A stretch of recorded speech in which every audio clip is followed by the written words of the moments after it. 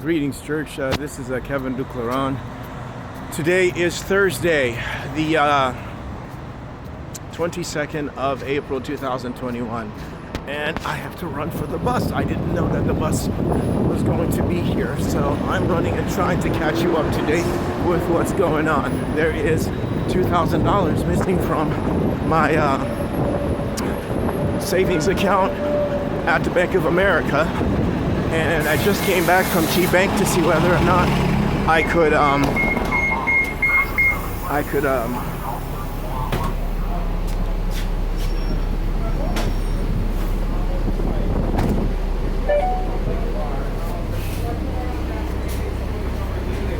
I get off this bus? Yeah. Can I go? Anyway, I was gonna ride the bus, but that's just too many dark black people, and I don't want it. And they have the tendency to suck my dick and use my cock and then claim that I owe them money. I don't mean to be prejudiced or racist, but I'm not riding that bus with that many. That's just too many, and I don't want it. Anyway, I just came back from Key Bank up the street there, and Key Bank basically houses my bank box where I keep all the flash drives and manuscripts. MacArthur and Franklin went in and they took out a receipt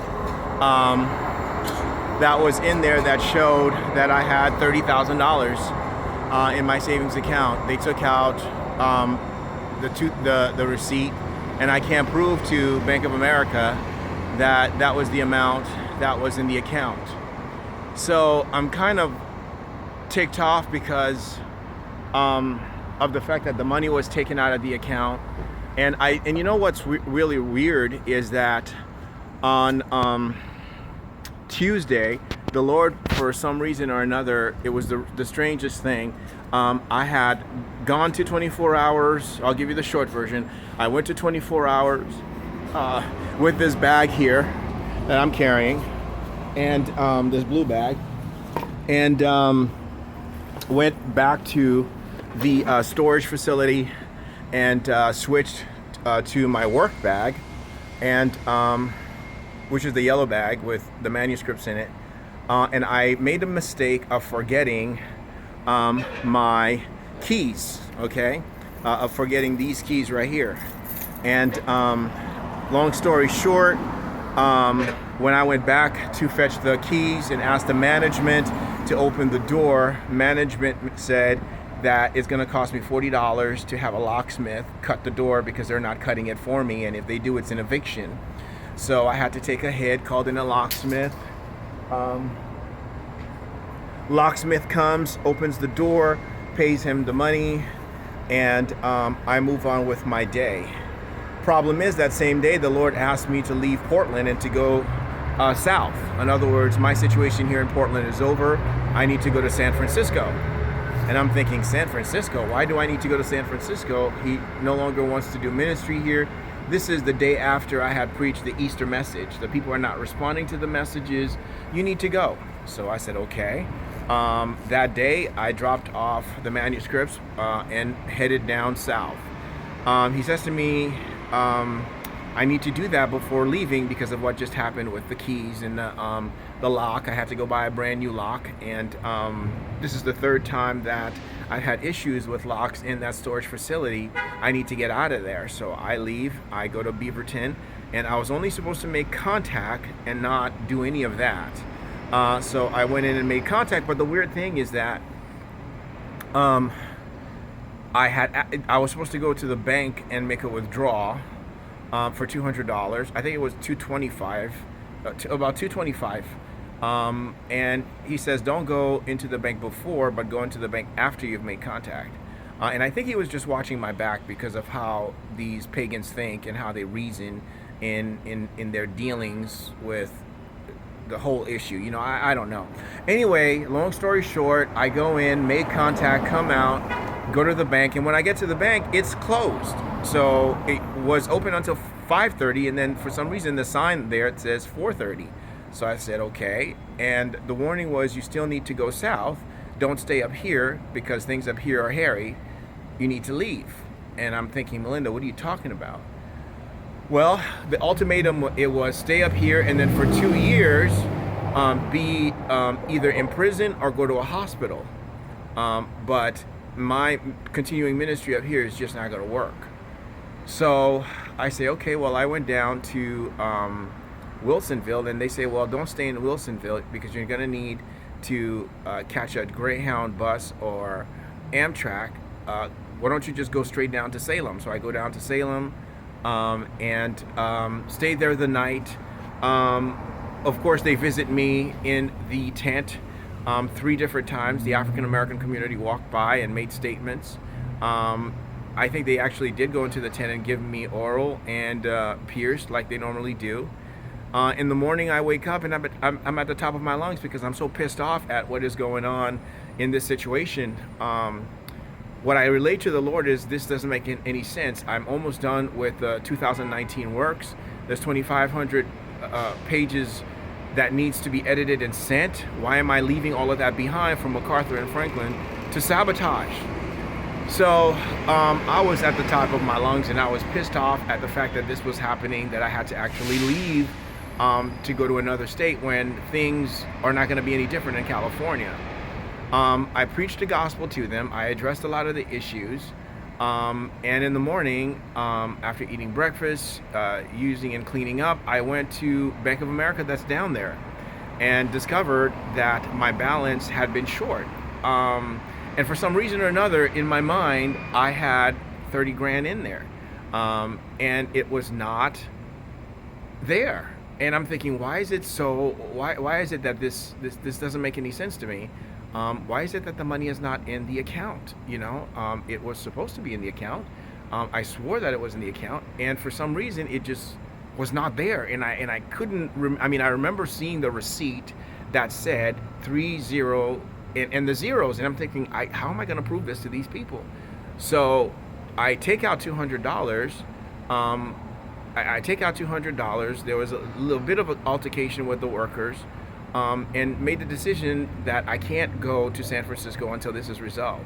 So I put the money back, make my way back to Portland, and as soon as I got here, I preached the gospel to them. And the passage that I used was in 1 Timothy chapter 5, verses 17, I think it's 17:18 or 17:16 or one of those passages. It talks about the workers worthy of his wages. This is the passage right here. Let elders who rule well be considered worthy of double honor, especially those who labor in preaching and teaching. For the scripture says, you shall not muzzle an ox when it treads out the grain, and the laborer deserves his wages. So that's the passage that I use. I address the issue of elderly women going in and out of my tent and apartment and my storage, taking things, sabotaging things, raping. I also talked about the eldership, you know, that it's elders who rule. It's elders, not just elders in the church, but it's the elderly who have the leading position in these companies, CEOs. It's usually the older generation, the first generation that leads that. And then I talk about the elders who rule well rather than who ruled wickedly. And I compared the wickedness of the rulership to the righteousness of righteous ruling versus wicked ruling. I used Adolf Hitler and says, I asked whether or not he was an elder, an older person. And usually elder, you think about 50 and over, 60 and over. Not young people have that kind of position in society on a normal basis. So anyway, I compared the two, elders in the church and elders in the world, right? But elders who rule well, not elders who rule wickedly. And it says they're worthy, or they're considered worthy of double honor. They're worthy of double honor, but it's not all elders who rule well. Some rule wickedly, and they're not worthy of double honor. They're not worthy of any kind of honor. And I compared that to John MacArthur and his wicked leadership and basically said that he's not an elder who rule well. And I asked him whether or not in Portland, in the churches, was he ruling well or was he ruling wickedly? Look at what's going on with Gabriel Franklin. Look at all the sexual immorality that's been involved in my life since I gotten here. As a preacher, am I ruling well or, am I ruling wickedly? I mean, and then I just basically took it to distance as far as I could with the whole issue of elders ruling and elders ruling well or wickedly, and of course talked a little bit about the double honor, the labor of preaching and teaching. I went to Acts chapter 2, verses 26 through 36. I think it was 26 to 36. Acts chapter 2 verses, at the beginning of Peter's sermon, I used that sermon as an example of the preaching and the teaching that elders who rule well teach. It says here that they're preaching and teaching, and the question was, well, what exactly are they preaching? What exactly are they teaching? And that passage in Acts chapter 2 gives you an idea of what elders who preach and teach are teaching concerning Christ, concerning salvation. So that was a passage that I attached to the labor of preaching and teaching, coming out of Paul's letter here to Timothy. And then just for the scripture says, you shall not muzzle an ox when it treads out the grain. The laborer deserves his wages. And I basically explained to them that as a laborer who does do the preaching and teaching, I don't get any wages. So not all of us I'm almost 50 this year, so not all of us who preach and teach the word get wages. Not all of us who preach and teach the word get double honor. Some of us don't get honor. We get rejected, and we get offended, and we get hit, and we get hurt. Christ was the leader in that. He wasn't an elder, but he was the leading evangelist who, after John the Baptist, he was the leading evangelist who, I didn't say that to them, I don't think, but I'm saying it to you, and who ruled well, but and preached and taught, but he wasn't given double honor. Instead, he was given the cross, right? He was crucified, he was spat on, he was beaten, and he was abused. So not, based on that example, and I think I went into, I'm not sure if it was this message or another message. I think I went into Peter, I think 1 Peter 2:21, where he left us an example. I think that might have been the sermon that I preached on Monday. But anyway, I spoke to them for about 45 minutes. They told me to shut my mouth a couple times, and I didn't really offer them salvation, but I reminded them of salvation. After that, I walked away, and of course, last night I pitched my tent again. The thing is, I can't go back into housing here in Portland or anywhere until this is resolved. I can't be paying people money so that this woman could keep on molesting me and taking my money. So anyway, I pitched the tent. They came out again last night. They repeated the molestation, the using of my genitals, and so nothing has changed. I just came back from the bank, Key Bank, to find that $30,000 receipt, and it's not there. A lot of the receipts are not there, and I can't prove to Bank of America that $2,000 has been missing, and I don't know when the money has been removed. So it's one of those things where it's like, God, how do you prove to these people that the money existed and that it was there? So anyway, I'm right now on my way back to the storage to pick up my work bag, but I don't have a way of resolving the issue that, I think what Melinda explained to me was the $1,400 that I had gotten from the Biden administration that was deposited was reversed. In other words, when I called the bank last night from the police department, and had gotten 2 police officers to come out to take a report, before talking to them, the bank basically, the machine says that $1,400 was not deposited from yesterday to September of last year. So no $1,400 was ever deposited. When I spoke to the worker, the customer service worker, she said that, yeah, $1,400 was deposited, $500 was deposited, $100 was transferred. But the problem is, and this is really bizarre, after I spoke to her, she all of a sudden, she was a Hispanic worker, she switched her position, and then she tells me she saw what I was saying. She saw it on the computer, but then she didn't agree with me and said that the money did not equal 30,000. So she said yes, and then she said no. So I'm like, I don't get this, you know. It's on the it's I'm kind of flabbergasted because I don't know what these people have done, you know. I think the money was the entire transaction was reversed, and I have to go to the bank and dispute it. But the problem is I have no receipts to prove that that's the amount that was on there. They took the receipts, you know. They took the receipt. Gabrielle Franklin is a dirty bitch.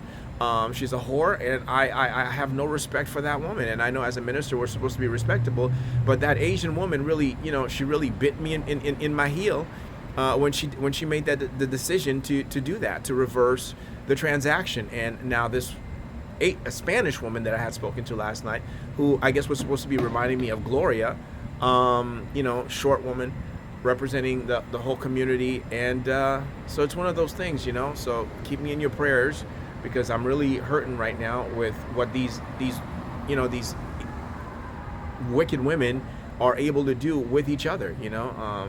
And it's like it's a you know, that hole in between their legs is a real stumbling block for us in the ministry, especially when you know, the police is assessing them, and the government is overlooking the whole thing, you know. Anyway, the officers that gave me the police report, let me see if I still have their information, because these people are constantly going into my personal property and diminishing everything. Let me see. It was case number 21-1073. This is the paper. They didn't give me a police card number. This is what I was given by the police department last night. This is right here. This is where they wrote it. So instead of giving me a professional police card, this is what I was given. Officer Bird and Officer Goodrich, and it's case number 21-107308. So I'm not exactly sure. You know, later on I was told that was Gabrielle Franklin and Guy Franklin in the community, which is the Queen and the Queen and the Prince of Wales. So you know, this is what I was told, but I'm not the community, so I don't read into any of this stuff. And so I heard about the case that Chauvin was prosecuted. I'm glad to see that there is still some kind of justice in the United States, but I also read that a 16-year-old girl was shot in lunging, trying to stab someone. So here we go again with the you know, with the killing of Africans, but you know, it was to protect another person, you know, who was going to be killed. So keep this pagan community in your prayers as a result of all this killing. And you know, there is a lot of killing that is being done, but that is not being reported. And I think they should probably use rubber bullets, you know. Make rubber bullets the thing that they use to bring down these people or to discipline these people, so that less killing is done. In any case, keep me in your prayers as to what's going on with ministry, and I'll do the same for you. God bless.